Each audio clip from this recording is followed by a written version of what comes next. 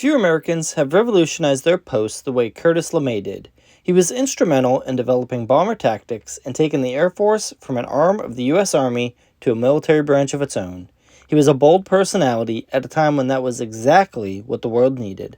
Shout out to @JamesBeckham7046 for the suggestion. And now, without further ado, let's bring the past into the present with Curtis LeMay. There are many figures who contribute to history. Most are overlooked, some command the spotlight, and some are simply forgotten. American history is no exception with heroes, traitors, villains, and simply those who were in the right spot at the right time. But all these figures, good or bad, would contribute to this story, our story. This is Forgotten Figures.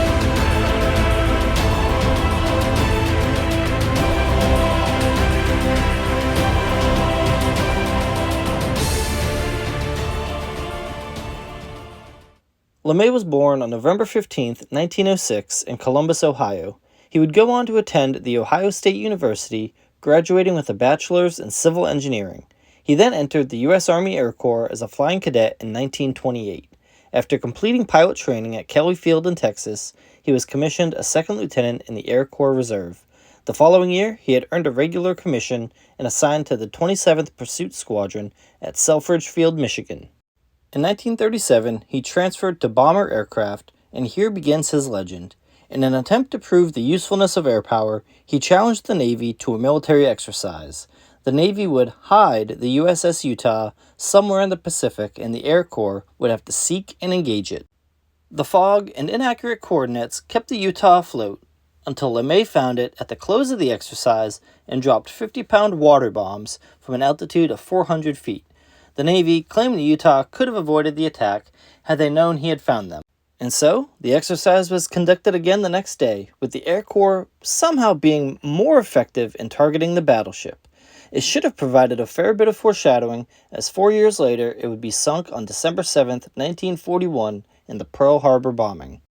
In 1938, he participated in the first mass flight of the B-17 Flying Fortress to South America. From this assignment, he would go on to pioneer air routes to England and Africa. After America entered World War II, he helped to train and organize the 305th Bombardment Group. In this role, aside from earning a promotion to commanding general of the 3rd Bombardment Division, he would lead the development of advanced bomber tactics.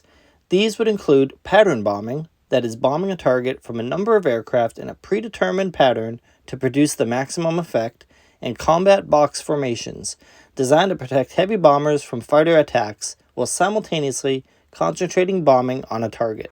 In 1943, LeMay and the 8th Air Force led a raid on Regensburg and pushed deep into Germany to cripple their war-making industry.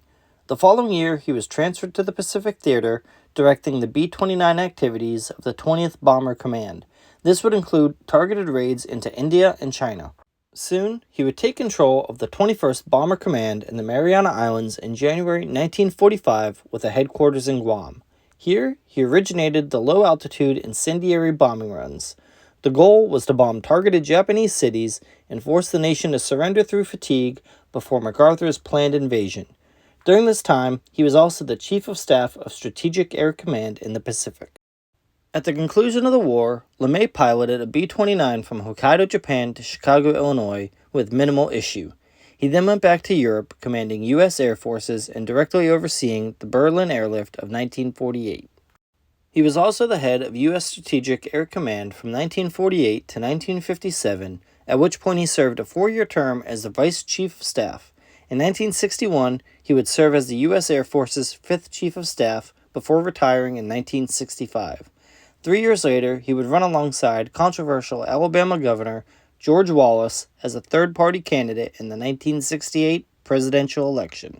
His career isn't without controversy. In 1946, after witnessing the destructive power of the atomic bomb, LeMay oversaw the first bomb testing at Bikini Atoll. While the results were mixed, he nonetheless became an advocate for nuclear power. He sided with MacArthur during the Korean War, arguing to strategically bomb key targets in China. He pushed for this approach again during the Vietnam War, and of course, being associated with George Wallace. Despite all of that, he is still a highly decorated war hero both domestically and internationally. Not only that, but he has several honorary degrees, doctorates of law from John Carroll University, Kenyon College, the University of Southern Cal, Creighton University, and the University of Akron, Doctorate of Science from Tufts, Ohio State, and the University of West Virginia, and a Doctorate of Engineering from the Case Institute of Technology. So what makes Curtis LeMay a forgotten figure? It could be for his controversial views, or it could just be that he was overshadowed by the events and the people of the time. Eisenhower, MacArthur, Truman, and Oppenheimer have garnered more attention, while events such as Pearl Harbor and the dropping of the atomic bombs bookend the American war effort. Curtis LeMay was an important figure in military history and in aviation tactics, and deserves to get more credit for the role he played. If you enjoyed this video, please be sure to like, comment, and subscribe. And don't forget to follow me on Twitter at PastToPresent4. Thanks for watching.